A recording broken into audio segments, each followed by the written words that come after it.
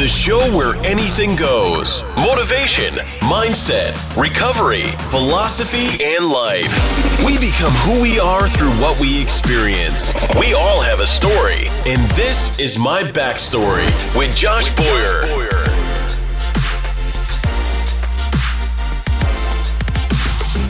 Here we go. We're live, man. My Backstory podcast with Tu Lam. So I'm like super stoked about this. And the way it kind of came to be is even cooler, because I met Jason a while back, and then Jason told me to come out here, and I was like, dude, I got to do that podcast, man.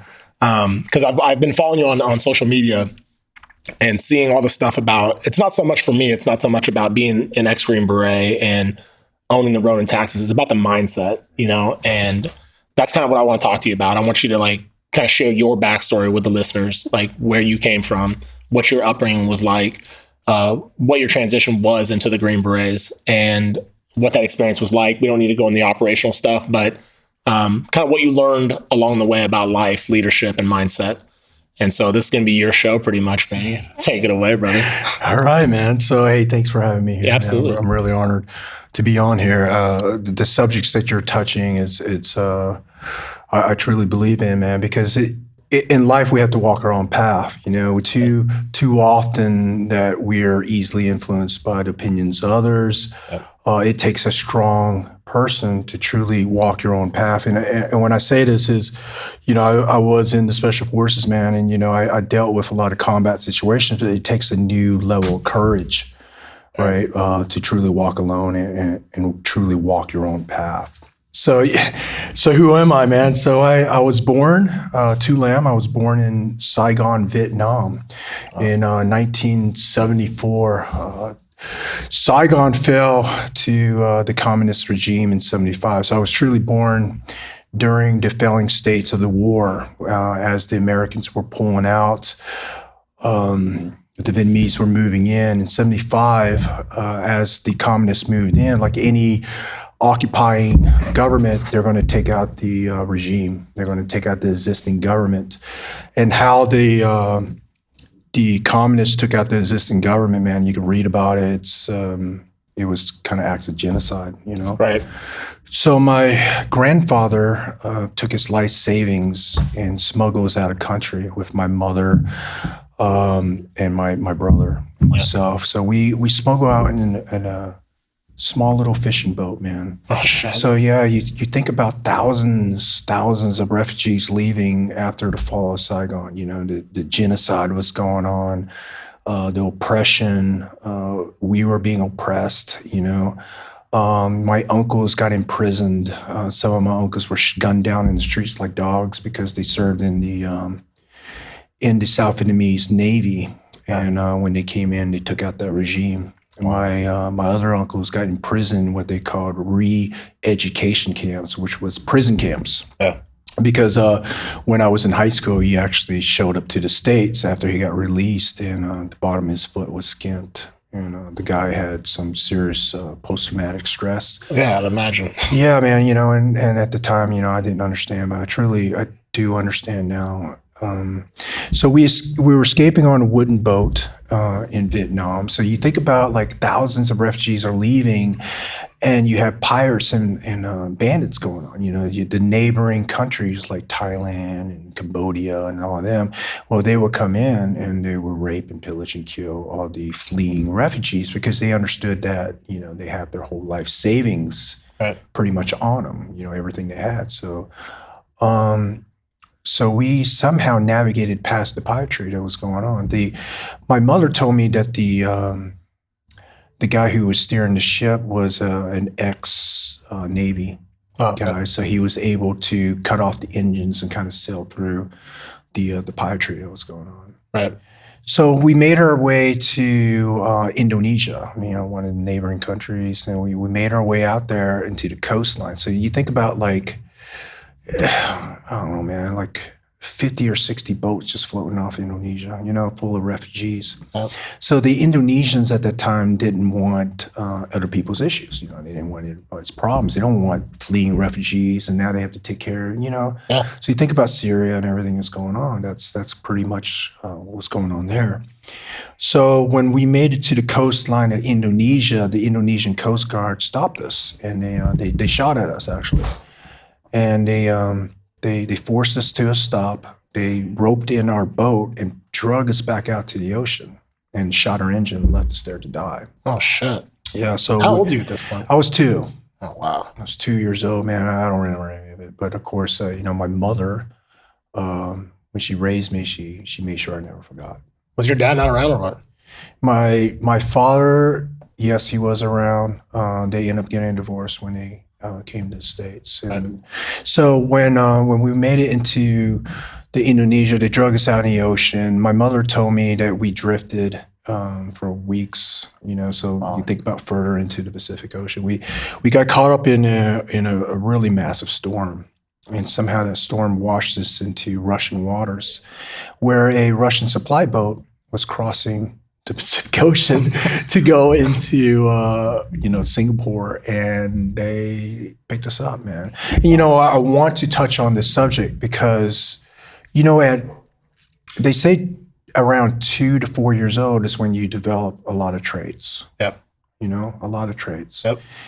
And one of my life lessons, man, was when the Russians picked us up. And the thing about this is that was the same regime that took us out of our native country. It was the same regime that killed my uncles and Yep. and made us flee, right? But yet these same human beings, regime, looked past that and they picked us up and saved us. So that was truly my first lesson in humanity. Yeah. Now that I reflect on it, and that energy stayed with me. Now, I would truly tell you that that energy of helping others stayed with me. Yeah. So we went into, they took us and docked us into some refugee camp in Indonesia, where we stayed for like roughly 6 to 8 months in a grass hut, right? And the monks, the Buddhist monks would come down and pretty much save us, give us food, shelter. We were living off the land, truly. We were going into the jungles and getting wood and fishing and surviving. Yeah, you're at a refugee camp, but they're not feeding you. Wow. You have to feed yourself, live off the land, right? So during the war, my aunt, my mother's older sister, married a American Special Forces Green Beret. And his G-base got ran over and he got stabbed by SKS bayonet into his ribs. So they thought he was going to die, but he got evacuated and went back to the States. Oh. Eventually they got married, and he was lieutenant. So he became a captain and, a high-ranking officer. He retired as a colonel in the Special Forces. He expedited the paperwork for us to get into the United States. He sponsored us. Yeah. So we left Indonesia and then we went into America, which we ended up in Fort Bragg, North Carolina. Right, that's luck would have it. that's the home of the Green Berets. Yep. That's the home, the bread of special operations. Yep. So I was my mother when we went there. We lived with my uncle. My mother eventually got divorced and then remarried to American Special Forces Green Beret. So he eventually became my stepfather, right? So at 8 years old, I was indoctrinated into the Special Forces. When I say that, he didn't force us to be military, we had a strict military upbringing, but it wasn't like, hey, you're going to be a Green Beret, or no.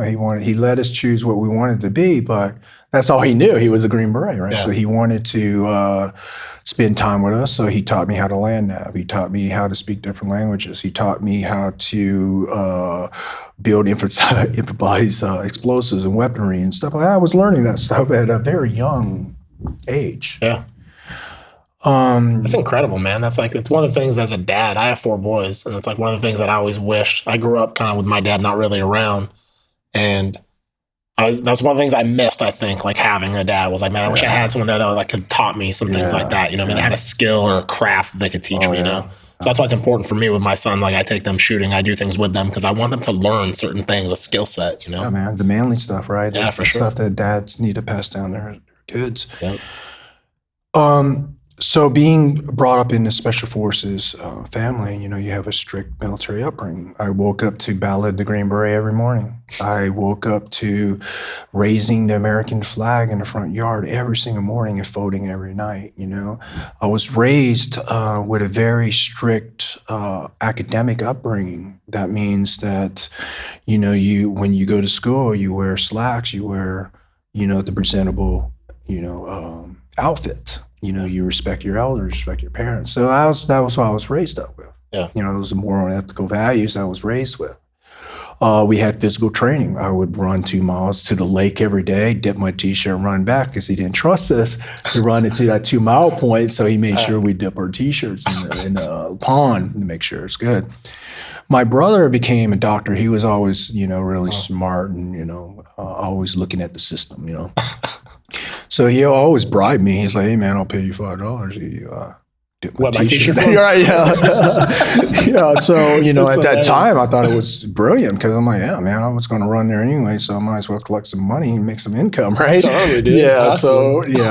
So it was funny that upbringing. But what was unique about my upbringing was I was raised in North Carolina. I was raised in Fayetteville, North Carolina, which is the biggest military base in the United States when it comes to the Army. You talked about home and special operations. You talked about the 82nd and all the supporting, units. I mean, it's a huge base, man. Yeah. I just went there for the first time, I think in January. I'd never been to Bragg. Right. And so, wow. Different culture, right? Yeah. Totally, man. They call it Phay Nam, right? So my friends were like, "Yeah, you escaped Vietnam and went to Phay Nam." Yeah. So, but they're true, man, because during the time of my upbringing, there was a lot of Vietnamese veterans, like, the vets coming home from the war. Well, unfortunately, during that time, the veterans didn't get treated very well, right? So it was a really bad just attitude towards veterans, the government, and stuff like that. So I was kind of raised up in. But my role models were Green Berets. See, when the other kids were looking at athletes and all that, and movie stars, and that was their singers, and that was their athletes, that was their role models, right? Yeah.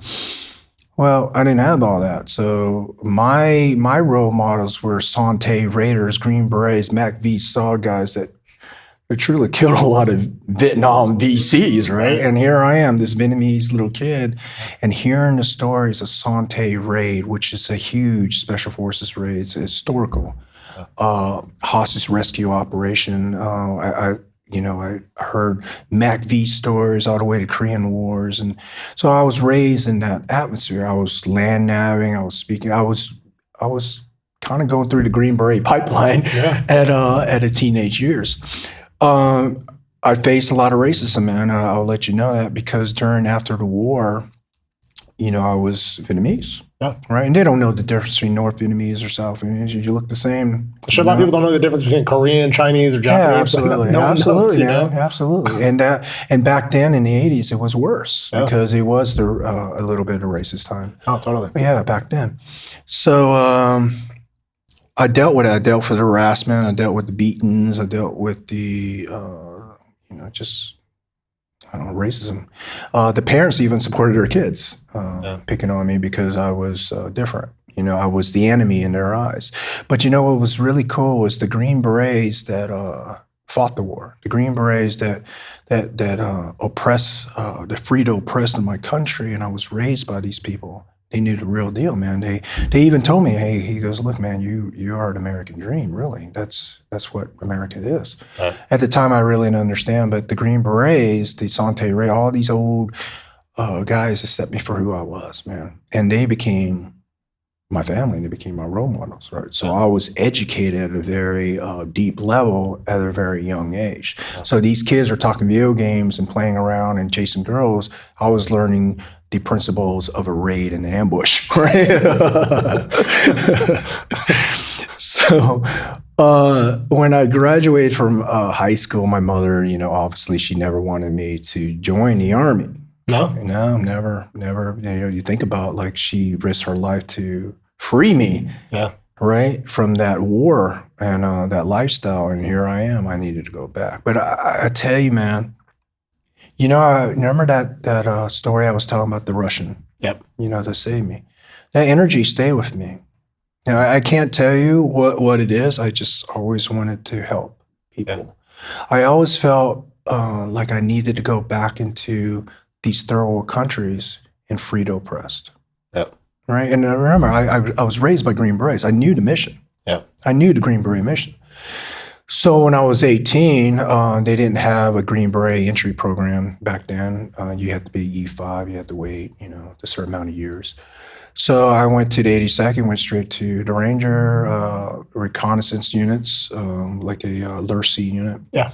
And I was part of the amphibious reconnaissance unit until I made the E5 rank, which was pretty quick because my Ranger put me, the Ranger school background put me into a quick promotion path. And by the time I was 20, I was in the Special Forces selection course. Oh, wow. So I graduated and went through the Special Forces course and made my way out to Okinawa, Japan. Right. Nice. And I was assigned to a combat search and rescue team, kind of like the PJs, but we had a little bit more firepower, a little bit more manning. We attached PJs with us, and we were the contingency program in case pilots get shot down in North Korea. All right, so we were the teams to come in and rescue the pilots. So I was really training on that, but and then I got accepted to a hospice rescue company in Okinawa, and that's kind of where it started getting dark, in my career in secret. So fought the war, did multiple rotations, been to 27 countries, fought in every continent, from South America to Asia to the Middle East to Europe, Northern Europe, and in Africa was my path. Right? So a lot of operational experience, world experience. When I came out of Africa, man, I just realized that after fighting 14 years in on-and-off war, the war started catching up. I am strong-minded. I'm very strong-willed, but after you see so much of it and after you lose so much of your teammates, it changes you as a person. You become almost like a machine you don't want to be, because you have to be almost emotionless, right? Yep. And so I went through that stage for a while, and then finally I was numbed out to everything, So during my final years and on the teams, it was Africa, and I hit Libya after the 9/11 attacks on the annex. And the agents, got dragged out, and SEALs. So I was part of that operation to go in and unify militia groups and help fix. So during that time, the country fell to civil war. We evacuated. I did a couple of missions throughout Africa, protected the president, the former president. And, I was done. I didn't want it anymore, man. I wasn't even motivated with it anymore. The complexities of the mission wasn't complex anymore to me. I wasn't feeling it. I truly, man, I was messed up. Yep. Right. And I knew it. And it's hard to identify that. What were you taking? Like, were you taking anything to kind of numb the pain for yourself? Like, oh yeah. So during the war, I've been hurt. Like all the team guys have been hurt. I've been blown up. I've been IED shot. Fell off fast roads. I got a lot of injuries. Right. So during that time, the medical practice of the time was opiates. That was it. We were not educated on a lot of those practices. I trust my doctors. Yeah, totally. So being at the top of your game, when I say that, and being assigned to a tier 1 unit with a national level unit, you're in the NFL, man. You're it. Yeah. So you have a skill set that the U.S. government needs. So they're going to give you whatever it takes to put you on that battlefield. And so at the time, I was hurting. I had 4 bulging discs in my neck, 2 in my lower spine, shoulders disc. I was really messed up, but I kept on going. Right? Yeah. But the injuries are injuries, man. But the opiate became somewhat of an addiction towards the end because the medical practice, it's going to fail. Yeah. If you give 1 pill, you're going to need 2. You need 2, you're going to need 3. It's just, that's the way it is. Absolutely. So when I got out of the military, I I hit a state of numbness. It was Yeah. darkness, right? Had a lot of going on, in my life. I had a lot going on. By separating myself from the teams for so long, you live in this quiet world, this secret world, and nobody knows who you are, right? And here you are, alone, no teammates, nobody's around. So during that moment, I fell into a state of depression. Yeah. So I didn't have a purpose anymore. My purpose was to go around the world and free those oppressed as a Green Beret. And what is my purpose now as a warrior? I truly live the warrior's path. I'm a student of Bushido. I'm a student of the way of the Japanese, the samurai. So where do you go now that you're not needed? Yeah.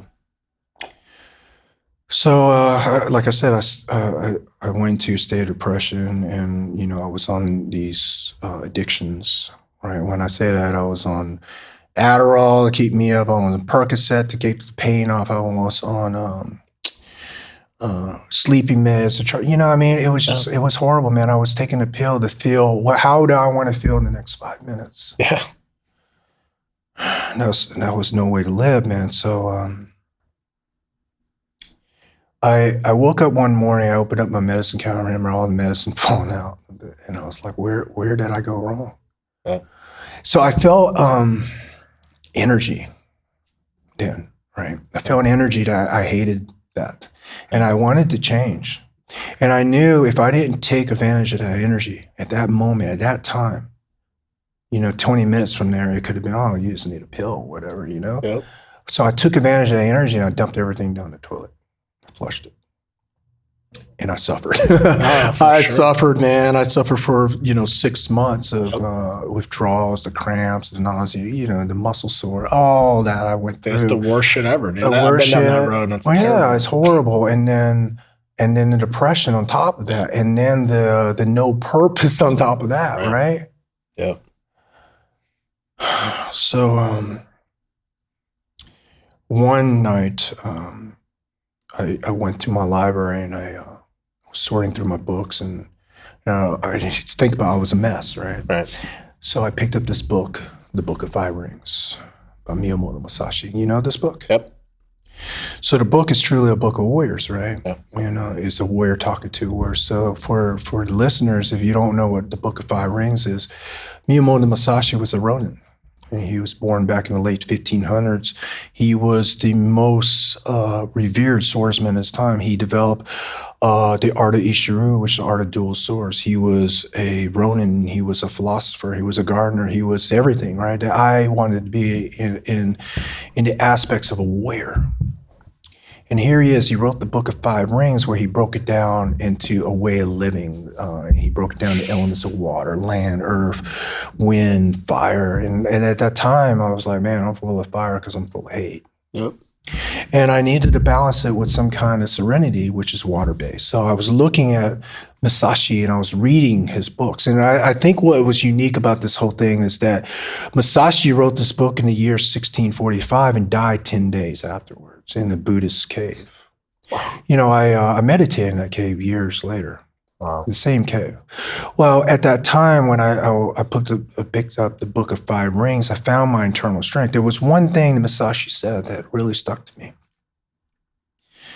He said that all your strengths come within. Do not look for anything elsewhere. All your love, your passion, everything comes from within. You must look within. See, at that time, I was looking for my strength everywhere else. I was looking for it in my wife. I was looking for my father. I would call my dad and say, hey, man, how'd you do it? You're a Green Beret. How did you do it? I would call my teammates, hey, I was looking for answers everywhere else. So after I read that book, I shut myself off from the world. And I needed to fix myself, so I walked my own path. And through this, I became Ronin. See, because the words of Musashi, which was a Ronin, resonated with me after my time in war. And during that, I found my path again. I found my path to Bushido. See, Bushido is the way of a warrior, the code of a warrior, the ethical code of a warrior. It's to truly mean to readily accept death for a higher purpose, right? So in order to do that, you have to live by code. You're not just going to throw away your life, right? Yeah. So the code is compassion, honor, loyalty to one's government, loyalty to father, mother, so it's a very Confucius way of thinking. Yeah. So when I took up this new form, this path, right? So as I walk my new path, I was reborn into Ronin. Yeah. So in a path of a Ronin, in Bu Shi Do, Bu means to intercept the spirit in Japanese, to stop evil. Yeah. Shi means the one who has the strength to walk that path, to truly walk it. And Do is the finer stages of life where you take your whole life lesson and give back for the sake of humanity.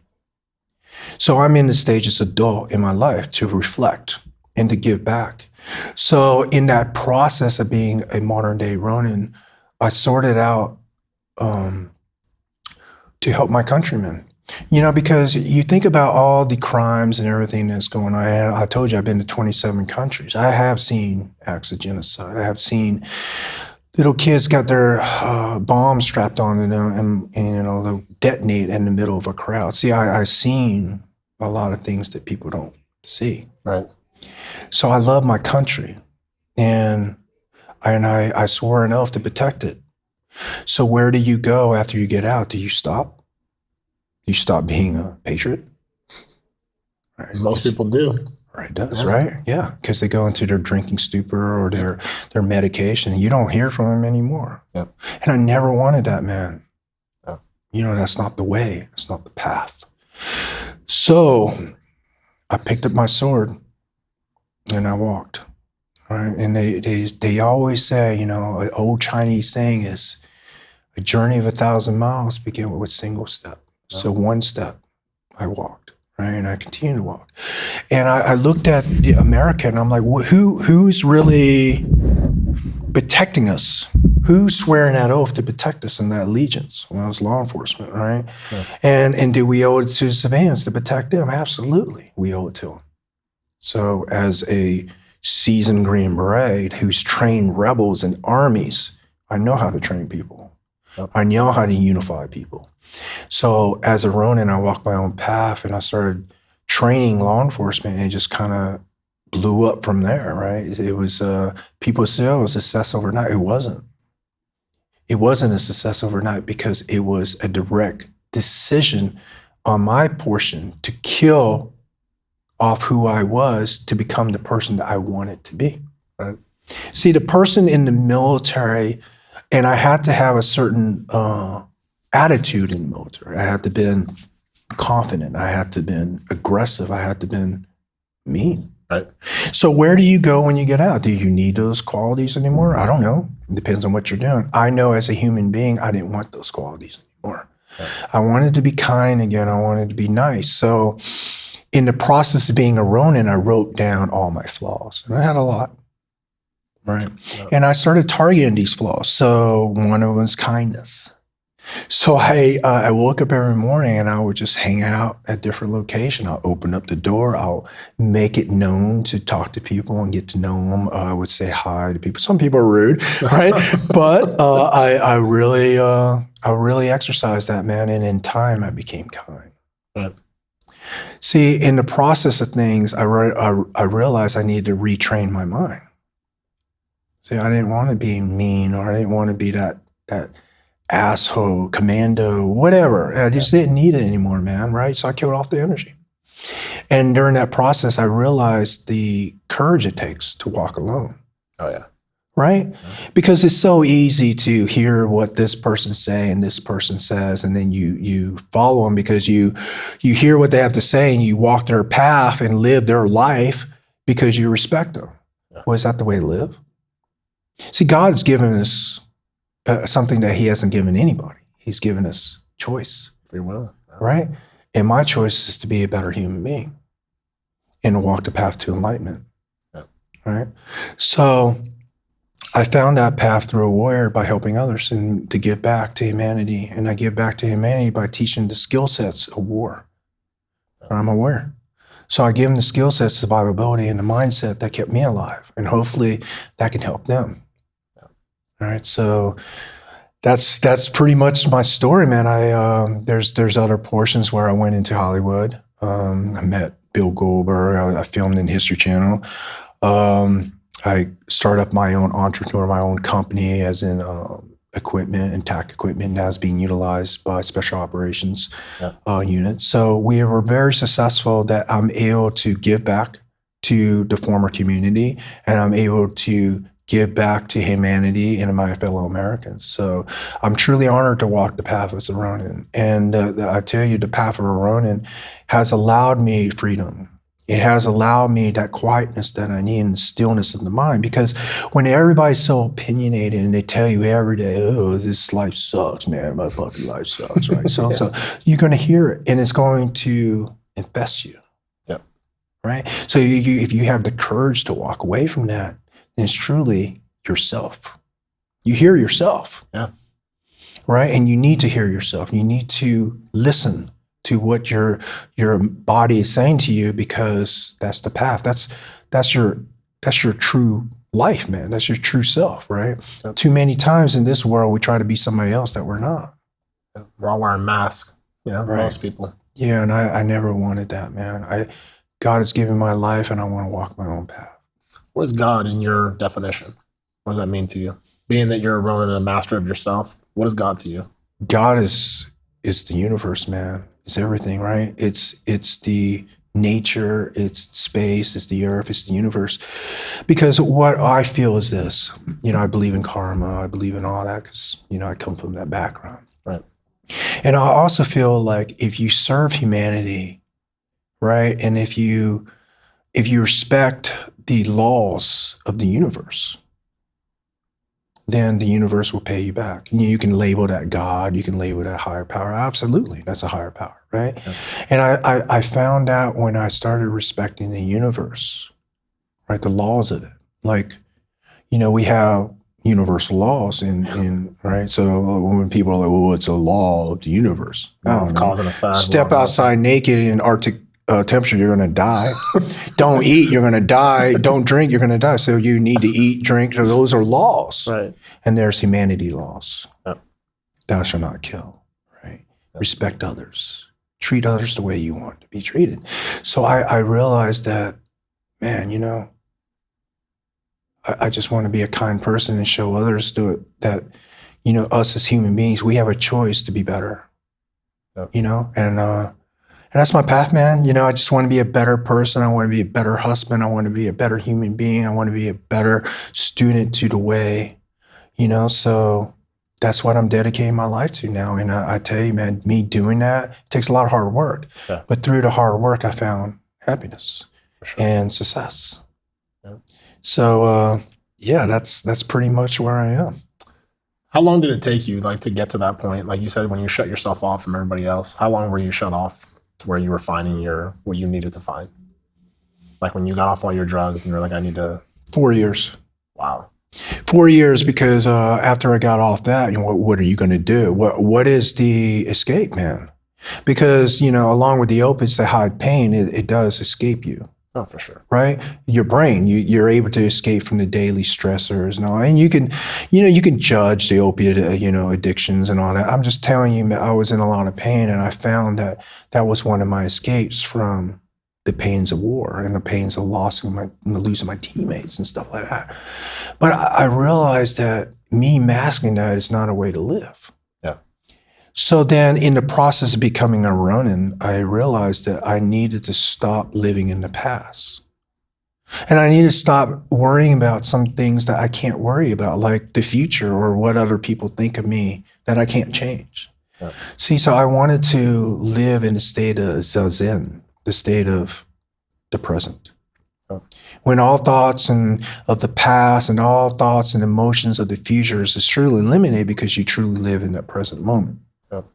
So in the practice of things, I started meditating, right?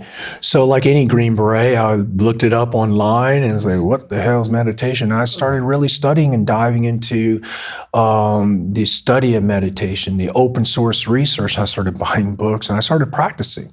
For the first year I practiced, I didn't receive anything. Yeah.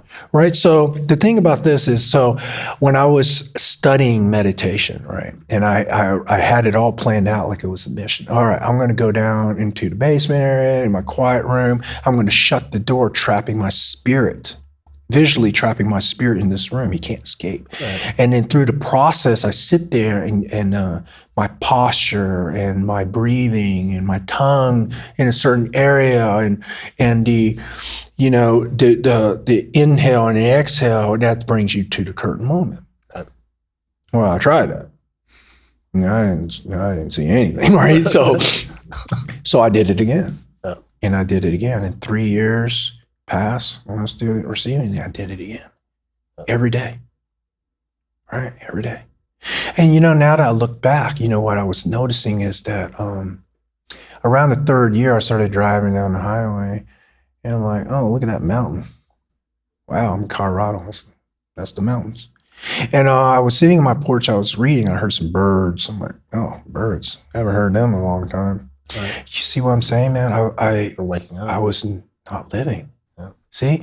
And me noticing, I don't know, the mountains and the birds, I was living in the moment. Yep. See, I didn't see it. Yeah. Right? So in the fourth year of meditation, I was sitting there one day, I'm like, here we go again. All right, control your breathing. Focus on the breathing, in and out, right? Posture. You go over your checklist. And the room disappeared. No, it didn't disappear like, physically. Visually in my mind, I became weightless. Yep. That state, right? Absolutely. So you come in a state of weightness, right? Numbness. And then through that process comes clarity. Yep. Right? Because you don't have clarity when you're thinking about the future. And you don't have clarity when you're so consumed with the emotions and the baggage of the past. So clarity comes with Zen. It's by living in that moment. So I live my life in the moment, and I try not to let things bother me as much as it did. Yeah. And it's a process of growth, right? So, does things still bother me? Yeah, I'm a human being. Yeah. But when things bother me, I just practice my state of meditation. It usually goes away. Yeah. And because I was able to fix myself, now I have the strength of a Ronin to fix others. See, you can't fix others when you haven't fixed yourself. You can't control the situation when you have no control over yourself. Yep. So the first thing when you're out of control, my friends, is you have to look within and you have to control yourself. Too many times I see people give advice to somebody else. Well, dude, you don't even have your shit together. Yep. Right? I just had this conversation with a buddy the other day. How, I told you before we started recording that I went down the road of opiate addiction, and you don't realize how numb you truly are until you don't have that vice anymore. I did it the same way you did. I just threw it all down the toilet one day and said, I'm done. I'm not advising anybody to do it that way at all. It was the worst shit ever. But I tell you, man, like when I got off all that stuff, I really had to face all of my demons head on because I had nothing in my way. Yeah, and people don't get that, man. Like when we have that, it's a chemical wall. It's literally a chemical wall in your brain, right? And you have all these anxieties, all these depression, all these everything. Yeah. Right? When you let down that wall, man. Yeah. Everything hits you on, we call it in the special forces, in the ambush line, we call it the X, the kill zone, where we kill our enemies, right? I was on the X. Yeah. I was getting hit by anxieties, depression, everything you can think of. Yeah. How do you reconcile it now? How do you reconcile, like, being that you're clean and not taking drugs and you're in charge of everything that's going on? How do you reconcile some of the things you've seen, some of the things you've done? Do you have an issue with it, or are you? Oh, of course, man. Some of the things I've seen haunts me even today. Yeah. Some of the smells comes back when I don't want it to. Right. The brain is a powerful thing. It remembers things even subconsciously that you don't remember. Right. So that's the thing is, for the veterans out there, man, or even the people who's gone through a lot of traumatic incident, man, you have to understand those are the signs, right? Your brain wants to bring you back there. So if the brain wants to bring you back to the past and these emotions subconsciously, consciously, you have to understand that. And then you have to train your mind, and subconsciously, you have to train your body to cut off that pain, man. Yeah. Because nobody should live in that. You know, nobody should live in that. That's not even living. No, it's not living at all. It's terrible. It's horrible, man. And I tell you, when I was able to finally pass that, you know, it's very liberating. Absolutely. Yeah, and it gives you extreme focus and energy. Almost an energy like you want to get up at 4 o'clock in the morning and start your day kind of energy. Like I don't want to go to sleep. Right. I have purpose now. My purpose in life is to serve my God and country in a different way. Yeah. Is to reach out to the veterans and give them help. Reach out to my fellow Americans, you know, my sisters and brothers, and help them as much as I can to be a better husband, a better son, you know? Yeah. A better human. So, so I'm really busy fixing myself, but also, you know, like I said, helping others and entrepreneuring my own company. How would you define success? What would your definition of success be? Success, man, it's not about money and fame. Money and fame, what I found out, is going to come with hard work. If you truly believe in what you're doing, it's going to come with hard work. Right. So in my definition of success is each individual God has given them some kind of task. Right. Each individual has a unique skill set. It's either you find it or you don't in life. Right. So in the process of living, man, God's giving you a choice. You have a very short timeline in this earth when it comes to the universal of time.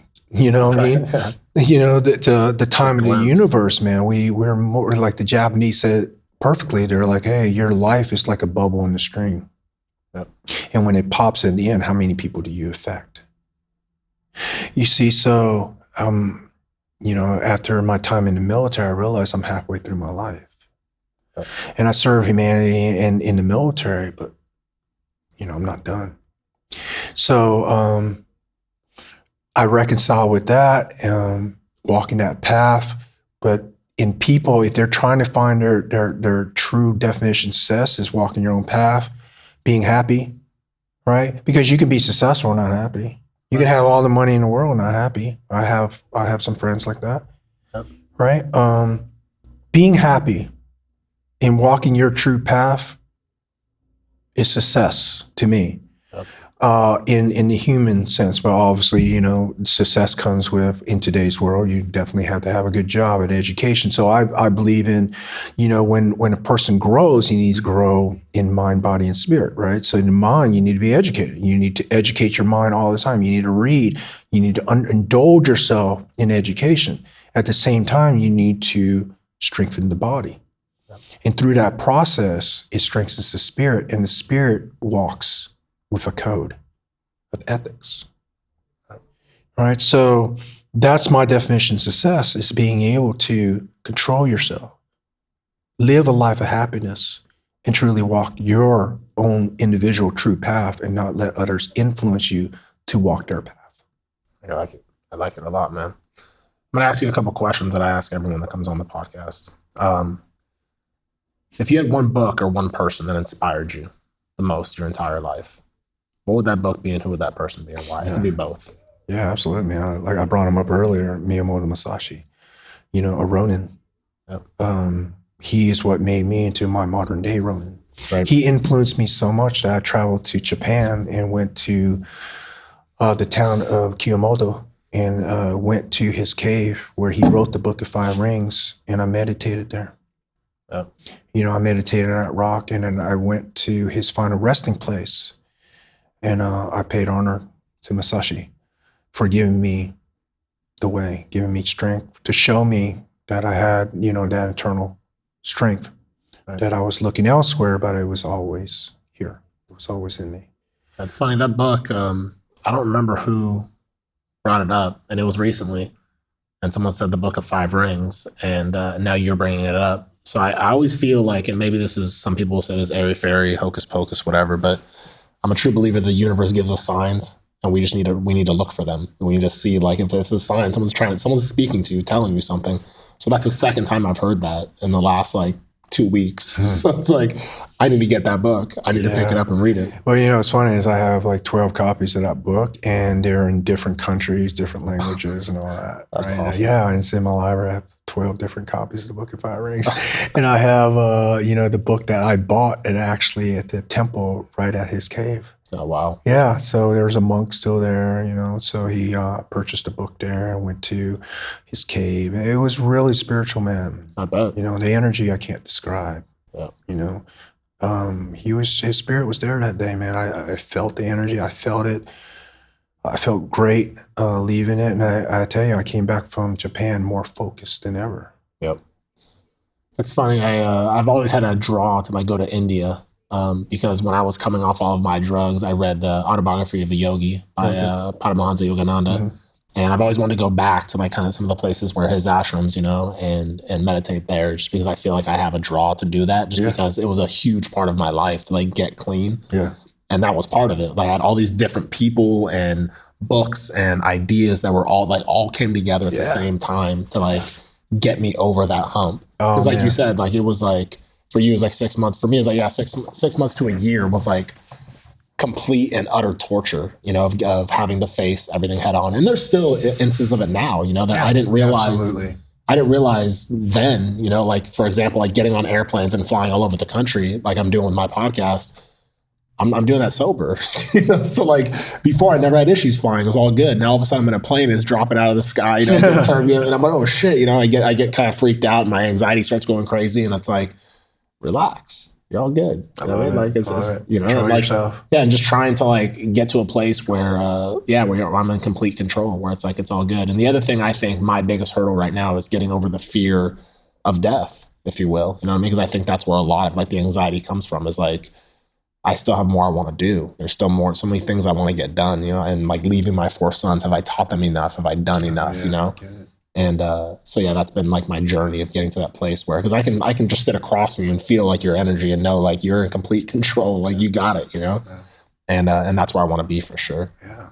The next question I'm going to ask you is if you had one lesson that you could teach someone that was coming up, whether it be a new soldier, just a person, coming up, that you could teach them a lesson that you learned probably the hard way, that you could save them the heartache and you could teach them, what would that lesson be and why? When I was raised, man, on the teams, you have a culture, you have a certain belief system, right? You have to behave a certain way, and it's a very judgmental world. Yeah. The teams, if you're not performing, you're gonna be notified. If you're not running fast, it's just a very fast-paced, closed-off, judgmental world. Right. Right. Either you got it or you don't. Right. So during this process, being in the special operations for pretty much my whole career, you're in this confined space, and you're judged, and you judge others and everything else. What I'm going to say is this, man. It's people have their opinions, and they're going to have their opinions of you. But there's 2 people in this world. For every person, there's one that sits across from you. There's a person that sits across from you, and there's a person that's inside of you. When you learn to listen to that person inside of you, the person across from you doesn't really matter. Right. See?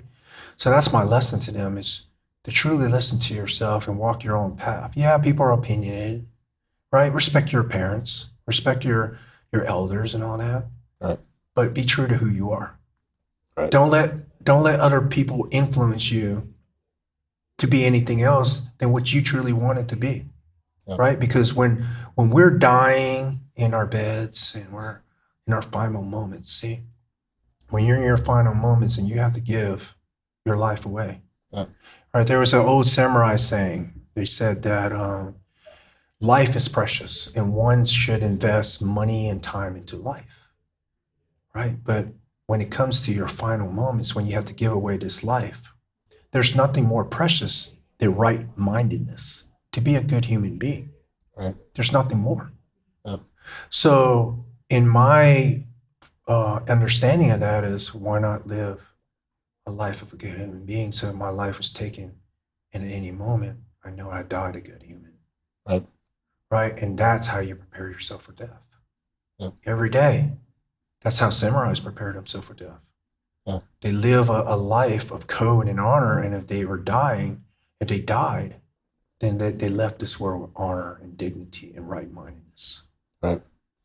do you find the balance as far as being as high speed as you are and being as skillful as you are?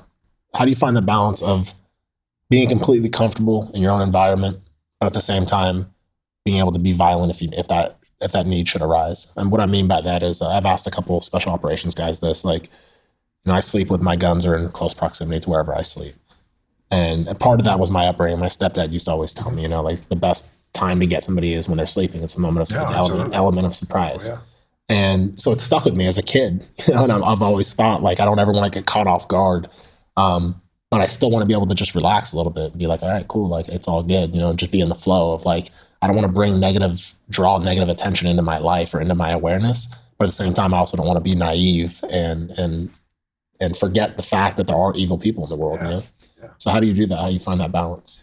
Well, man, I had to find that balance early on in my career, because at a certain stage in my career, I was doing very covert operations, right. So a 210-pound Asian tattooed out in Yemen, right, is going to stand out.